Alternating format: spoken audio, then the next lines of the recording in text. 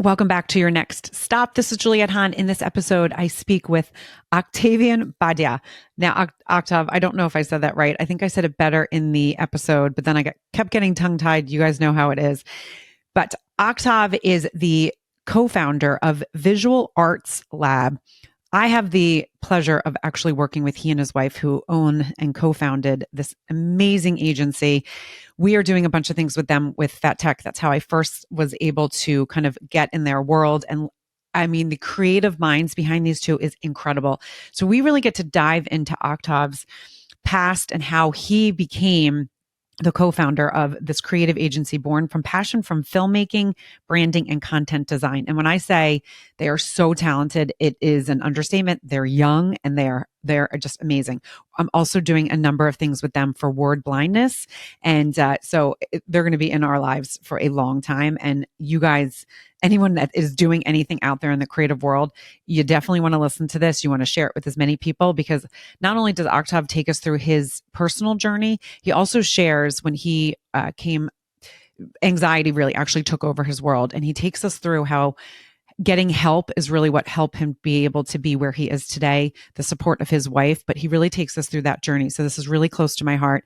You guys don't want to miss this. Again, you can find visualartslab.nl. You can also find them all over social media, LinkedIn, Instagram, TikTok, something you definitely want to check out. Welcome back to your next stop. This is Juliette Hahn.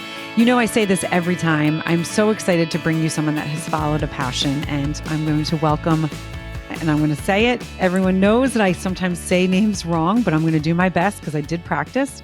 Octavian Badea. Again, my listeners know that I'm not always great with the name pronunciations, thanks to my wonderful dyslexia. But it now is a little bit of a joke, because sometimes when I have really hard names, that's what happens. So I'm going to introduce you. Are the co-founder of Visual Arts Lab. It's a creative agency born from the passion of filmmaking, branding, and content design.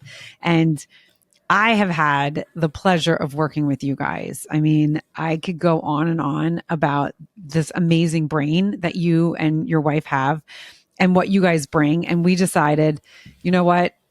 I think it would be perfect for you to come on your next stop, because you're doing so much of what my listeners listen to. But I would love for you to give a little background, because your name, Octavian, and I'm not going to say the name again, the last name, because I screwed it up the first time. But if you can give us a little background of where you come from, and then we're going to get into your story.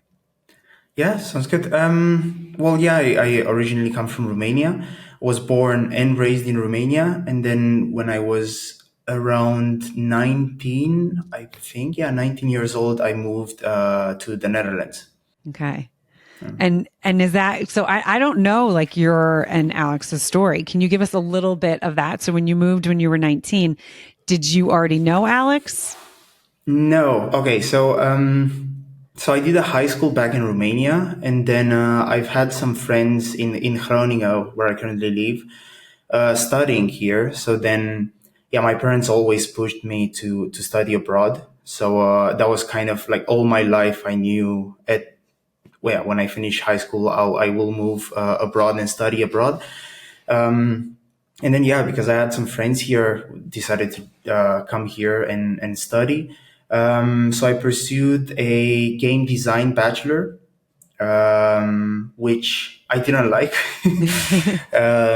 After 2 years, I realized I don't like games anymore. I still like playing them. I don't like making them. And in high school, I thought, it would be so cool to create games that I can also play. It wasn't my cup of tea. So I decided to just shift my career to something else. To answer your question, I met Alexandra, I think 2 years after I moved here.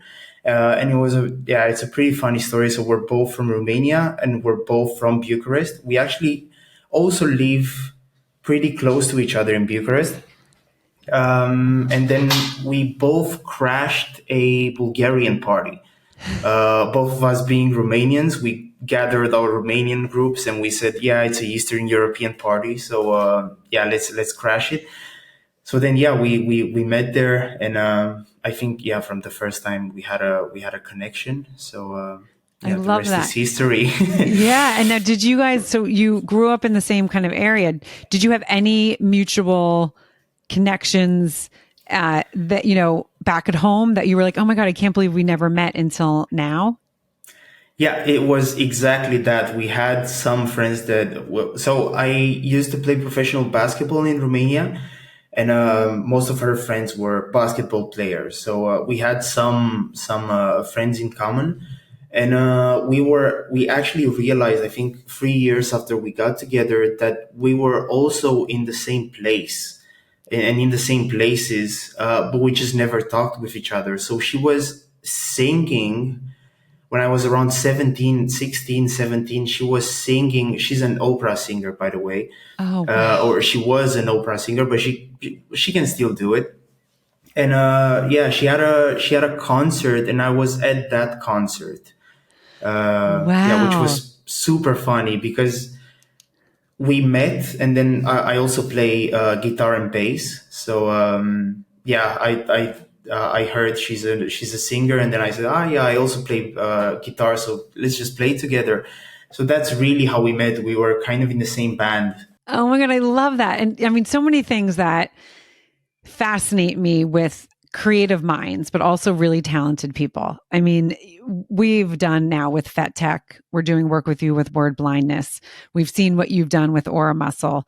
I mean, you guys, and I don't just say this, but you guys are super, super, super talented at like that level of like a professional athlete. Like there's 1% of people that have like kind of this uber talent. And we talk about this on on Masterminds in Medicine, actually, with some of the scientists. It is this kind of human that is created that is super, I know they have all these skills, but then they also know to hone them in and then bring them to fruition. So I always get fascinated with the brain and how that works, but also sometimes when you have all of these talents, when you know that you're really good at different things, it's sometimes probably hard to be like, well, what do I want to actually do for my life? Did that ever happen to you where you're like, okay, I'm good at this, I'm good at that, I'm good at that, but what does that mean? Oh yeah, definitely. So how I was also always a creative mind. So when I was in the fifth grade, especially in history classes, we've had all these like kings of Romania from the past. And what I was doing is I was listening to the teacher while she was talking, and I was drawing every single king in my notebook Mm. until a certain point when the teacher came to me and she was like, "Oh my God, that looks for a guy who was like 12 at that time. It was like pretty much the picture in my notebook." And she was like, "Ah, yeah, you have like you're so talented. You should do something with this." So then, yeah, I also talked to my parents back then, and I said, "Well, I want to draw and keep drawing." And yeah, after a certain point, I don't know. For me, I it's not like I get bored of stuff, but I'm less interested. So I started doing architecture, which was very nice for like 2 to 3 years. But then I was like, I don't like it anymore. And then, yeah, I also went into music, and same with music. I played for like 2, 3 years. And then I was like, well, I want to try something new. And I always wanted to just find something new for myself to try. Um, so yeah, after some time, after Y- trying so many things, I think I now finally found my favorite creative thing to do, which is yeah, just social media and videos. And I was lucky finding this because I had to do a minor for my for the bachelor in game design, and I was looking for the minors, and nothing really seemed interesting. And one of them really caught my eye. It was creating short films. mm. And I thought, oh, that's so interesting. And what really caught my attention was that they said at at the end of this minor, your video will be in the cinema in the Netherlands. And I was like, ah, that's so cool. I think Cool. that attracted me the most.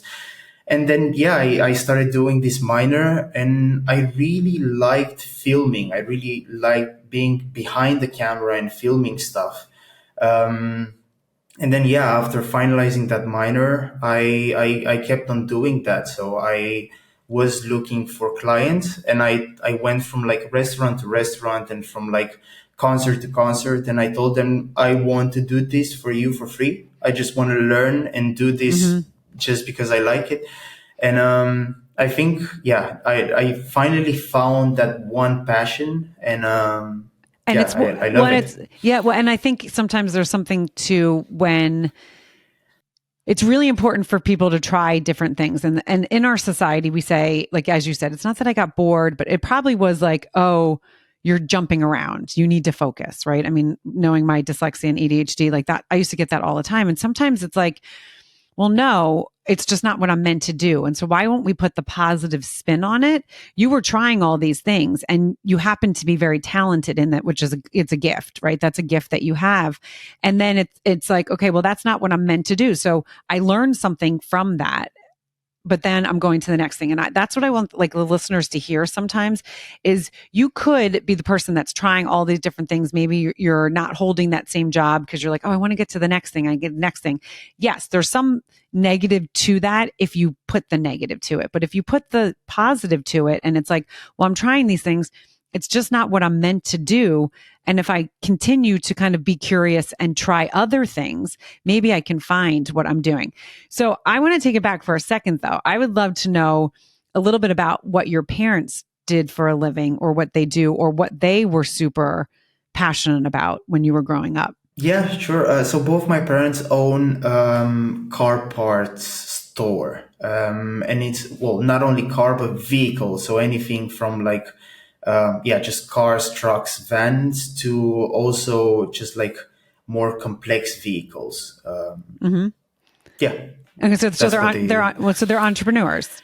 Yeah, yeah, they're entrepreneurs, and yeah, I always had a connection with both of them. So my father is very into mathematics, and I was also in school. My passion was just doing math. Mm-hmm. Also, next to drawing and doing all this creative stuff, math was always there for me. Like from the first grade, I was passionate with math. I was doing math for fun when I went home. So I get that from a lot from my dad, which is nice because now I feel like I'm more organized, having this like math logic behind. And my mother was always creative, so she's the like the creative part of the company they both own. Um, so yeah, it's So you got I it got from a both bit of sides. everything. Yeah, I was Yeah. going to say you got from both sides, which is really fascinating. Do you have siblings? Yes, I have a sister who's 10 years younger than me. Okay. And did she get both sides or did she kind of get one? Because a lot of times you see from parents, not everyone gets both sides. So sometimes you have one of the strengths of one parent and maybe, not the strength of the other. And it really is interesting in kind of how the human beings are born and shaped. So does she have kind of your well-roundedness or is she more one way? Yeah, it's very interesting because we're both kind of the same but different at the same time. Because I'm more creative than I think organized, for example. So I get to yeah get lost in my mind with all these creative thoughts. She's like super creative, but she's like the most organized person I've ever seen in my entire life. Like Wow. she can, I've never seen. I every time I went to her room, and yeah, because I'm now living in the Netherlands and she's in Romania, I don't get to visit her that often. But I every time I go back in Romania, I enter her room. Like everything is squeaky clean, and everything is just like her OCD is like so much. She has everything like organized the way she wants. And you move one thing like 1 centimeter, she will see that. Like she will see that and she will tell you about it. So we're both the same but different at the same time. I love that. So now I want to take it back to, how you and Alex created Visual Arts Lab. Like, where did that come from? I know we're jumping big parts of the story, but I think that this is important because then I also want to get into the foundation in Germany, that you have recently kind of become a part of owners of taking it over. But I would love to kind of feel, because the listeners do kind of love that timeline. It's like, okay, was it an idea and you guys jumped? Was it, and I think I know the answer just working with you guys and just hearing a little bit about your background. What was the process of that? Yeah, we started Visual Arts Lab 5 years ago, and it was because, well, as I said, I finished that minor in videography, and I didn't like game design anymore. So I said, okay, so what now? I'm quitting my study.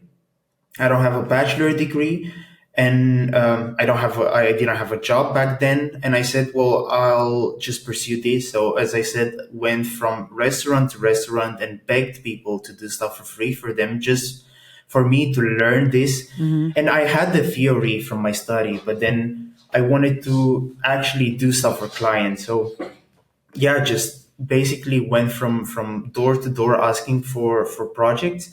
And back then, Alexandra was also working for the university, and they needed a lot of video. So then, yeah, I got connected with them and started working for the university. And then, yeah, they don't employ, but they do work with companies. So at that point, we said, well, it is time to open our own company. So that was the start of Visual Arts Lab, and yeah, from there, then onwards, we again kept doing the same thing, went from door to door and just tried stuff. And yeah, we tried to make a name out of the company. And we tried to build the network as soon as possible, because we both knew that as soon as we build the network, then yeah, we're good to go with the company. We have enough people to just say, okay, do you need a video? Just come to us and we'll sort you out. And then, yeah, we were lucky enough, I would say, to work with university, which is a pretty big name in the Netherlands. Like, everyone knows about our university. So it was a nice thing to put in our CV and in our portfolio. And from then on, just people started contacting us. And yeah, we just got to this level right now. We also had some projects in the beginning with Henkel. Again, Alexandra was working for Henkel back then, so it was easier to get a small project, and it was a small shoot. But for us to work for such a big corporation in, I think, our first year was such a big deal. And then till this day, it was such a great experience to work for them, and we learned so much. And yeah, that was kind of how we started. And then from then on, yeah, it was all about the network for us, and all about just meeting new people, and yeah, just seeing if we can find an opportunity. We were always saying, like, we don't want to work with someone if they don't need us. Like, we're not gonna go to a company and then say, "Oh, you need videos," if we think that they don't need videos, for example. So you have your integrity. I mean, that's one of the things. Yeah, exactly. That is beautiful about you guys. But the other thing is that I love so much is how you guys work together. And you can see that it's a really big partnership. So if you can take us through a little bit about, because I know when we started working together just recently on word blindness, it was really cool to see what originally you guys came up with, because that's one of the things that, you know, anyone that's listening to this, which I think is beautiful. Like, now I've worked with a number of PR companies. I've worked with agencies. I was on the, you know, in the advertising world. One of the things that you guys do so beautifully is that you do listen to what the client is saying, that they feel, what they want to kind of get across. And then you guys come back and you kind of lay things out. Now, working with you with Fat Tech and word blindness, I mean, it's been spot on. Like, Danny and I sometimes laugh because we're like, okay, how did they literally like get exactly what we want? But then if we say, okay, let's build on that. This is another idea that we have. You guys are really, really kind of great at pivoting and keeping your original thought, because you're like, well, this is what I heard in the beginning. This is what I want to keep. And then kind of pivoting and growing off of that. So if you can take us through like what your expertise is versus what Alexandra's expertise is, and then how you come together to kind of really bring the beauty to a project. Yeah, well, I think it works, and we laugh about it all the time because we're so different from each other, and we're like yin and yang. Like, she's she's this like super organized person that's like very into business, like very into like just proper business, while I'm so creative and I don't give an F about any of the business side of things. And I'm only in my like creative head, and I'm just thinking about like videos and like branding and like colors and stuff. But I think that works with us because she's the one that tells me, okay, you need to slow down, and then you also need to come to my side of things, and then you need to help me with that. And I'm also doing the same with her. So like I take her from that business side of things where she's just like this, she's focused, and then I get her to like this creative world where she can let go a little bit. And I think that's what really works with us. And I think what we did, and what I think we're doing very well right now is we're listening to the client, and we realized that after a few years where, so for example, we had a project with the university, and we had a project where we had to create a set of videos for teachers. And then I created these like flashy videos where they were amazing. But of course, they didn't like them. Like for a professor that's like 8 years old, to see like a flashy video means nothing to them. And then we both realized, well, this is all about just listening to the client and studying the client and studying the company and the audience that the client has. So then we started this. We always say it's like data driven. We do data driven content. Mm-hmm. So we're not just creating a video. We're researching like target audience. We're researching the trends, the client, just all of these data. And then we're gathering the data and we're putting it into what we're doing. So I think that's what we've been doing for most of the time, and it's been working. It's been working until now. And you know, it reminds me so much in a very different way, but Clay and Danny Fetty, the way that they both are so different, but they bring this beautiful balance to each other. And I have to say, my husband and I are very much like that, but we're not in business. So it's kind of how we run our family we're literally opposites, but we bring and we see and respect just like you guys. And that's what like Clay and Danny is so beautiful, that you guys respect each other. You know what each other's strengths are and you play off of it. And you really kind of say to, you know, Alexander, I mean, because we've seen you on the calls, like Alex will look to you and be like, okay, I think that's going to be more of you, but I think, tell me if I'm wrong. This is where my thoughts are. And it's a really cool kind of process to even watch, because you guys can do it on the fly. And as you said, from that first job that you had, you learned a lot. Okay. Like, this is what I think is going to be really cool, but is this what the brand and the customer are going to want? And that's like, you know, a lot of people go into business, a lot of people do things, and they don't always think of that. And so that's like a beautiful gift that you guys had, and also a beautiful gift that you got that in the beginning of your career. Like, that's what you learned, you know, early on. And so one of the things that I want to take it now to is when we connected with, the Brent Sopel Foundation, and I connected you guys with Brent. You know, again, we met you through Tanya at Aura Muscles, who went to at the same college as Clay. They went to Rose Holman, which is just a fun connection because I love that. We, you know, talking to Alex and Octav. I'm sorry, you're an Alex and Octav, talking to Tanya about stuff. And then all of a sudden I remember Danielle saying, well, who did your website? Who's doing your stuff? I think we're going to be needing it. I do it, but I really kind of want to kind of think of someone else. And she put us in touch with you guys. And really, from the moment we started talking, we were like, okay, this is going to be beautiful. We got each other. I mean, all of us got each other, which was awesome. And then you guys turned around a website and did stuff for us for Viramed in like, I think like 7 days. It was something like, oh my gosh, this is incredible. And you're like, yep, we're still sleeping. And yes, we're still doing this. And yes, we're still doing that. And we're like, okay, this is insane. So that is one of the things that I thought was really cool. So then with the whole thing that I'm doing with the dyslexia and the word blindness podcast, we came to you and said, okay, can we just pick your brain and how can you help us kind of elevate this? And that was when you met Brent and then listened to his story on his, you know, on his YouTube channel. And can you take us through that? Because just recently you shared something very personal, and if you don't want to get too into it, you don't have to. So I'm going to kind of leave the stage to you to talk as much about it or as little about it. But I thought it was, I mean, I actually got choked up. I know Brent still is like, I mean, that means so much to me, but you listened to his story and what did that trigger in you? First of all, like, yeah, the whole process, like what you described, is so interesting. Like how we got to be working together. But yeah, just hearing that story was interesting for me because I don't relate as much with dyslexia. I have dyslexic friends, but not being dyslexic myself, I can't relate to that as much. But I really found a lot of similarities with anxiety. And Mm-hmm. yeah, for 5 to 6 years, I've been suffering with pretty bad anxiety.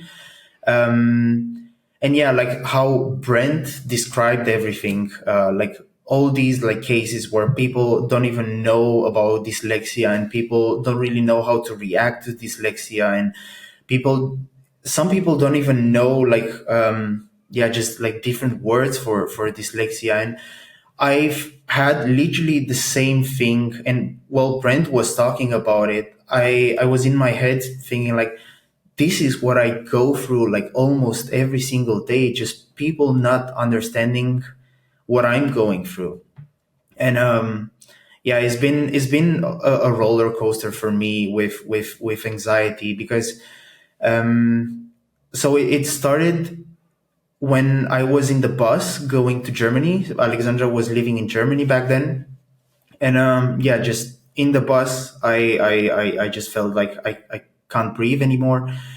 So it just went off at the next stop, and I think for an hour I just couldn't breathe, and like my lungs felt like, I don't know, they're exploding. So I had an anxiety attack, a panic attack back then, and from then on it just kept happening. Like every single day, it just kept happening. And it got to the point where I couldn't go out of the house because I was either fainting or I was just throwing up, or I was just in such a bad state where my whole body was going numb. And for I think 1 or 2 years, we couldn't go out of the house. Like I couldn't go out of the room. And I think for the both of us was such a, yeah, like I can't even describe it. It was something else. It was something that I can't describe. Like just going from like going out with friends and going to places and doing so many things to just being locked in a room. For the both of us, it was a shock. And yeah, we've been going through this also with Alexandra in the beginning because she didn't know how she should react to what I was going through. And for me, it was also like I couldn't explain it to her. So from that to just later on going to school or going to clients and then getting panic attacks and getting anxiety attacks and people not knowing how to handle that. That was, I think, the hardest thing for me. Just Yeah. trying to well, going through anxiety first of all, but also trying to just explain to people how I feel. Is hard. Yeah. So I want to pause you for 1 second and thank you for sharing that because I know it's not always easy. And I know I don't think you talk about it very publicly all the time. And so I know that that is also not easy, but sometimes there's a healing aspect to that. But have you kind of traced back to the origin of where you think your anxiety started and happened? Yes, I did. And it has a lot to do with just the study, like the game design study, and that whole process of me quitting the study, and also things from childhood. But yeah, I did trace it back. So I did, since then, I did 4 years of therapy, Mm-hmm. and I'm glad to say I'm now better. I still go through panic attacks and anxiety attacks. I still can't fly right now. I barely got in the train, and I started going by train lately, which is very nice because I feel like it's one step Mm-hmm. closer to how I was before. But yeah, I did therapy, and we did go through like all these causes, and yeah, it's very interesting to just kind of look at yourself and look at what triggered this. Right. Because again, and we talk about this on, on word blindness all the time, is that we all have trauma. It doesn't matter how, wonderful your upbringing was, how wonderful life was, or how hard life was, right? I mean, we all have different aspects of our life, but we all have that trauma. And if we stuff it, that's when it sometimes comes out in the wrong way. But sometimes we don't even realize we're stuffing it. It's just one of those things that happened, and it kind of your body naturally forgets about it, because it's like, okay, that's too much. I'm not going to think about that too much. But probably, growing up, as you said, and then stopping the gaming, like, it sounds like you come from, a family that's, high achievers, right? And they're like, you're going to be going to oversee, you're going to be leaving. There's all those different things, even though that's a positive things, right? That your parents were encouraging you. As parents, sometimes we don't think about, okay, well, if it doesn't go the way that we are thinking it's going to go, how is this going to affect the person, right? How is this going to affect our kids? I mean, and if I think too much about it, and I give my sank, I'll lose my mind if I think about, okay, if everything that I've done for my kids, what is going to be the thing that could set them off? Like, right, have I always been the best mom? No. Have I always been in the best place myself? No. Have I done my best? Yes, right? But you think about these things. And so that a lot of times for people, kind of that failure that they put on themselves, like it's okay, like, so I would love, like, when you decided to stop the gaming, did your parents put pressure on you in a way that affected you? Yeah, I think it was one of the causes, because, well, back home in Romania, this, like, just having your bachelor is so important. It's because, yeah, Romania is a very traditionalist country. So, Right. like, everyone is Christian there. Like 99% of the people there are Christian, they're Orthodox, and they go through life like, okay, you need to go through high school, bachelor, and then you need to have a job, and that's it. And I was never like that. So when I decided to quit my job, or my bachelor, I was like, I'll just quit. So yeah, for them it was a shock, and it wasn't that they put pressure on me. It was that I felt pressured Yeah. about, like, how they feel. Although I never asked, I still had that pressure, You felt and like you let I them felt down. it. You felt like you let them Yeah, down. exactly. And yeah, in back home in Romania, it's all about this, like, you can't let people down, and you can't let that person down, or your family down, or, and we were raised in this stress, I feel like. And then for me, not being that person, it was a bit of a, it was a bit of a shock, and I felt like I let them down, but at the same time, well, I wanted to do this, so it was kind of conflicting, and Right. it was one of the reasons why I was under a bit of stress during that period of time.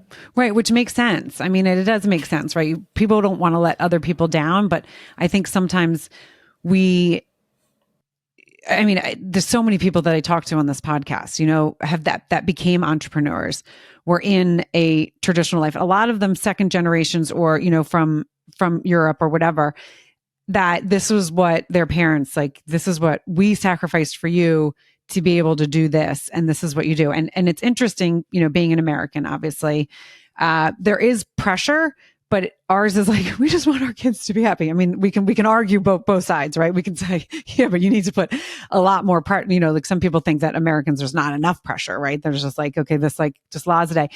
But there's so many different interesting things when you think of people's cultures and where they've come from and what their parents have been through, and, what was sacrificed. And generationally, we sometimes put those pressures down, and it continues. And then when it's broken, sometimes it's for the best, because it really is, it's about mental health, right? I mean, if you stayed in that gaming and you were miserable, something else was going to happen, right? And so you had to follow your passion, you had to follow your heart, and then work through kind of what came with that. Yeah, and I'm so glad I did, because I found what's best for me, and I found something that makes me happy. And like, I think every single day, I tell myself it was such a good decision to leave that bachelor and to just pursue what I like doing. And yeah, just grabbing the camera, because you also mentioned like the website, for example. Just working on something I like, it doesn't feel like work. And I Mhm. know that's such a like a No, I say cliche the same thing thing. to say, like, oh yeah, it's not work if you like it. But it really isn't. Like, just grabbing the camera or just working on a website I really like working on is, it gives me such a nice feeling, and like an accomplishment that I can't describe in words. And I think, yeah, just having this idea that, if you, yeah, if you're in a certain culture, like, you just need to do things a certain way. I was never a part of that, and I never did things I don't like. And I know sometimes it's also good to do these things, but I was always that guy that, if I don't like it, I'm not gonna do it. Hmm. And that was one of the reasons why I decided to stop. I was like, I don't like it anymore. I'll just quit, and I'll change and do something else. And yeah, again, I'm so glad I did, because again, having something you just working on something you like is such a big accomplishment. And it's every single time. I also have a full-time job. Every single time I go to work, I feel so happy. Like, just going to work and feeling happy is yeah, it is pretty cool. It is. It's very cool. And so the other thing that you shared is that when, in Germany, there was a foundation that helped you with your anxiety. So can you take us through that a little bit? Yeah. For this one, I will not share everything, because there is Yes. something very cool coming soon. So I don't want to give any spoilers to it. But yeah, there was a company that really helped me. I was working for them 4 years ago, 5 years, 4 to 5 years ago, and yeah, I was doing videos for them, and I was doing like all sorts of things. So like, also a bit of design, also like photos. And then, yeah, this anxiety thing started, and I contacted them because they were working with like mental health. And then I told them, look, I am going through this. Yeah, could you help me with this? And then they were so nice, and then they said, yes, of course. And yeah, I did therapy with them for 4 years now, and it's been going great. Again, I always say, like, they're the reason I go out again. They are the reason I hang out with my friends again. They are the reason I go by train, or I just, yeah, go to restaurants, or I just go outside in general. So yeah, they were a big part of my life. Although I met them 5 years ago, they were and still are a big part of my life. And yeah, we decided to help other people that are going through the same thing.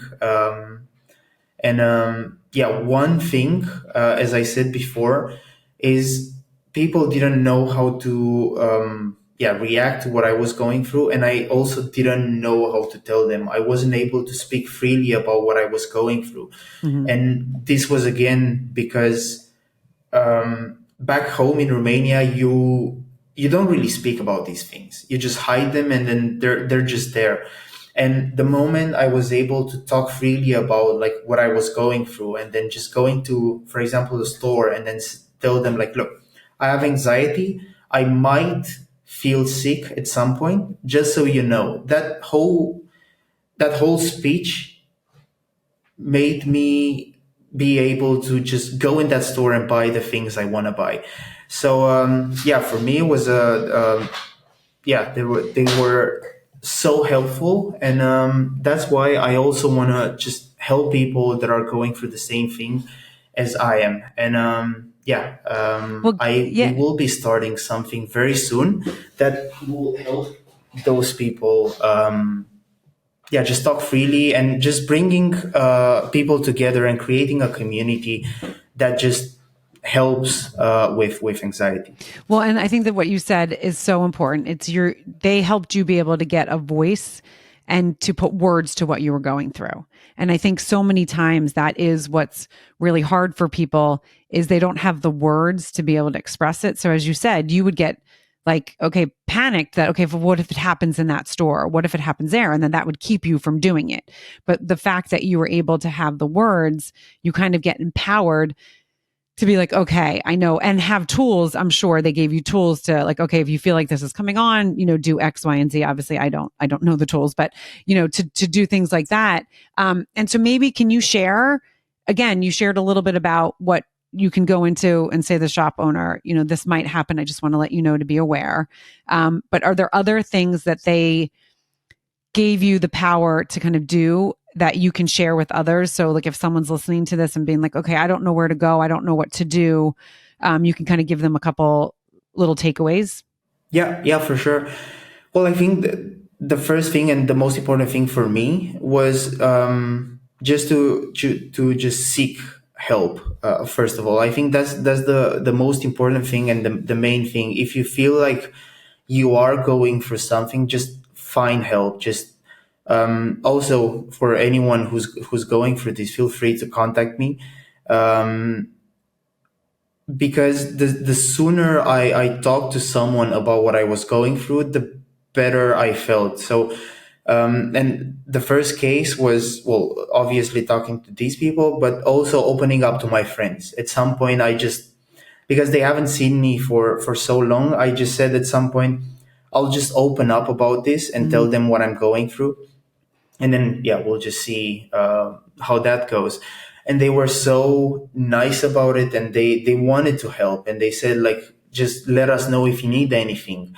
And then everything went so much easier after that, because every time I was maybe hanging out with them and having a panic attack, I was telling them, look, I don't feel good. Is it okay if I quickly go outside, or is it okay if I go home and maybe come back after I'm good? And then they were always like, yeah, of course, just let us know what you need. Just, yeah, if you need anything, we're here for you. And that was such a great help. Although it's just a couple of words, it was such a great help. And yeah, I don't know, the support I was getting in that period was insane. And I think that's the most important thing. And obviously we've been also like meditating and like doing like breath work and like all these tools for me to just go out and having like a normal life, although I'm having this yeah. Yeah, no, and thank you for sharing that. And I think one of the things is that you gave people the understanding. I mean, and that's what I think you really connected with what we're doing with the Brent Sobel Foundation and Word Blindness, is that when you have someone understand you, it just feels so much better. You feel more comfortable. So, and I'm sure your friends really appreciated it because they knew something was going on. They felt like, okay, you're not telling me. So that means, okay, maybe we're not as good as friends as we are. And okay, I guess he just doesn't want to hang out thinking, they're thinking the worst or thinking something else. But when you just put words and just say, hey, this is what I'm going through, people are like, oh, okay, great. Thank you for sharing that. I'm happy to help. What do you need? I care about you, right? I care about you as a human. You're a friend of mine. And so I'm sure also for Alex, because as you said, when you guys shared, it was kind of early on in your relationship. The fact that she was also seeing that you were getting help and wanting to, work with people and have and understand what you were going through. Cause I'm sure you also were like, I don't really know where this is coming from. I maybe can kind of think, but I don't know. For her to see, okay, Octav is out there kind of exploring because we're creating we're building this relationship. It also probably made your relationship a little stronger. Can you share a little bit of that if you're comfortable? Yeah, no, of course. So yeah, this whole anxiety thing was a journey for the both of us. And well, in the beginning we didn't really know how to react to it, and she didn't know how to react to it. And there was like situations where like for example, she would get annoyed because she was again stuck in a room and she couldn't really do anything about it. She wanted to help, she wanted to be there for me and with me, but then 2 years of her life she was stuck in a room with me, and it was hard for her and it was hard for the both of us, and I really think it made our relationship stronger, and it taught us so many things. It taught us, like, also because these 2 years were before Corona. So we were stuck in a room for 2 years, and then Corona came, and then we were stuck in a room for 2 more years. So yeah, we really learned how to, like, live with each other and then just understand each other in so many ways. Like, I also understood her, like, not being able to, like, see her friends or go out, and I understood that it is hard for her. Obviously it was also hard for me staying in a room, but she was staying in a room and she wanted to go out, and that was so different because I was scared to go out. I didn't want to go out. I just wanted to be in that room. So for me, it was like the easiest choice. But for her, wanting to get out, but she couldn't, it was so hard. And yeah, I really appreciate her for, like, being there next to me for, like, this whole journey. And yeah, we both, like, I think, helped each other to understand each other and to understand our needs, and yeah, just And to help be. to have a a successful relationship. I mean, and the other thing is, and not just, and then be able to have a business relationship where you're working, a lot together, because not everyone can do that either. Not all couples can be, working with that much space. Sometimes they need a little space. So one of the things, though, I'm sure, and I actually shouldn't say I'm sure, but since you have this feeling of letting down and that was causing some of your stuff, I mean, also taking on feeling badly that you were having her stay probably added to it, but then you had to adjust and be like, okay, I can't take this on as well. And so I'm sure the communications that you guys had during that time just built the strong bond because you really got to know each other and understand each other. yeah, of course. And yeah, I think this, just having a business relationship and also having our own relationship and going through so much really made us connect with each other. Mm-hmm. And I think it helped us a lot also because you mentioned how we're in meetings, right, and we complete each other. Yeah. I think that was a big part of that, just like understanding each other first, like emotionally and like mentally, really helped us going forwards also with our business. Yeah. And I'm going to actually leave it there because that's beautiful. And it is sometimes these hard times are what grow us to be the people that we're supposed to be, and then making the impact that you're doing and what you guys are doing, because you're doing really important work for so many. I mean, you're giving brands voices. You're also, I mean, it's such a pleasure to work with you. I know you guys always laugh and smile, but Danny and I are always like, oh my God, we love you guys so much. You're so smart, but you're so smart and so many different levels. There's the creative smartness. There's the just understanding people. Like, you guys seriously are that 1% of like talent. And I'm so happy that you've been brought into our lives. And I want people to know that they can follow you guys at Visual Arts with an S lab.nl. And then also on Instagram. If you guys, again, Octav said, if you're suffering from anything, you need help, reach out. We'll have that. You can, go on the website, but you can also go on social media. And I thank you for joining Your Next Stop and sharing your story.